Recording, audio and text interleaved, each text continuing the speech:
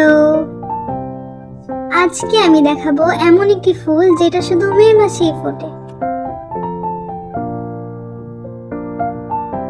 এই ফুলটির নাম blood lily.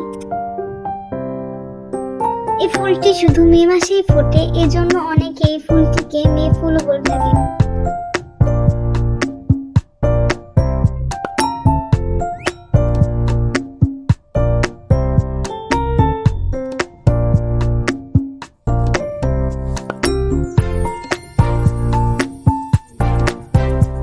ফুলটার সবচেয়ে সুন্দর বিষয় হলো শত শত লাল পাপড়ি মিলে তৈরি করেছে এক নিখুঁত গোল আকৃতি।